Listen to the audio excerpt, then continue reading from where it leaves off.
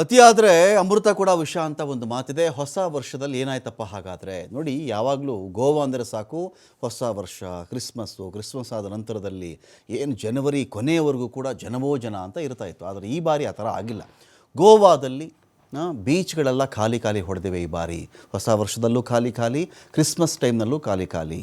ಗೋವಾದಲ್ಲಿ ಹೋದರೆ ಹೊಸ ವರ್ಷ ಹಾಗಿರುತ್ತೆ ಹೀಗಿರುತ್ತೆ, ಅದ್ಭುತವಾಗಿ ಸೆಲೆಬ್ರೇಟ್ ಮಾಡ್ತಾರೆ ಅಂತೆಲ್ಲ ಮಾತಿತ್ತಲ್ಲ, ಆ ಥರ ಆಗಿಲ್ಲ. ಕಾರಣ ಇಷ್ಟೇ, ಗೋವಾ ಸರ್ಕಾರದ ಎಡವಟ್ಟು ಈ ಬಾರಿ ಗೋವಾದ ಆದಾಯಕ್ಕೆ ದೊಡ್ಡ ಮಟ್ಟದಲ್ಲಿ ಪೆಟ್ಟನ್ನು ಕೊಟ್ಟಿದೆ.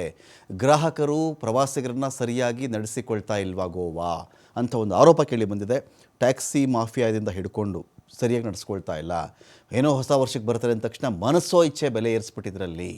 ಗೋವಾದ ಖಾಲಿಗೆ ಕಾರಣ ಏನು ಅಂತ ನೋಡಿದ್ರೆ, ಹೊಸ ವರ್ಷದ ಹೆಸರಲ್ಲಿ ಶುಲ್ಕ ಮಿತಿಮೀರಿತ್ತಲ್ಲಿ, ವಿದೇಶಿ ಪ್ರವಾಸಿಗರನ್ನ ಸರಿಯಾಗಿ ನಡೆಸ್ಕೊಳ್ದೇ ಇರೋದು, ಕೆಟ್ಟ ಹೆಸರು ಬಂತು. ಇಲ್ಲಿ ಹೋದರೆ ಯಾಕಪ್ಪ ಇಲ್ಲಿ ಹೋಗ್ಬೇಕು ನಾವು, ಸಿಕ್ಕಾಪಟ್ಟೆ ವಸೂಲಿ ಮಾಡ್ತಾರೆ. ಇಲ್ಲಿ ಟ್ಯಾಕ್ಸಿ ಮಾಫಿಯಾನ ಕಂಟ್ರೋಲೇ ಮಾಡಲಿಲ್ಲ.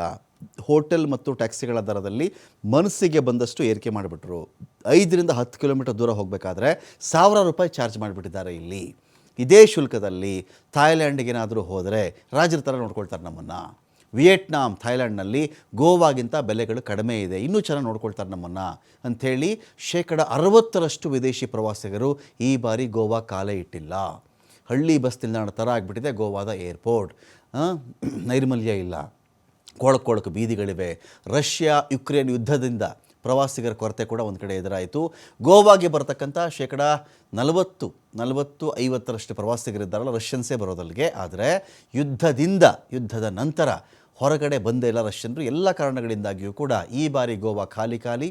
ಗೋವಾಗೆ ಬರ್ತಾ ಇದ್ದಂಥ ಪ್ರವಾಸಿಗರು ಥಾಯ್ಲ್ಯಾಂಡ್ ಕಡೆಗೆ, ಬೇರೆ ಬೇರೆ ದೇಶಗಳ ಕಡೆಗೆ ಇದೀಗ ಮುಖ ಮಾಡ್ತಾ ಇದ್ದಾರೆ.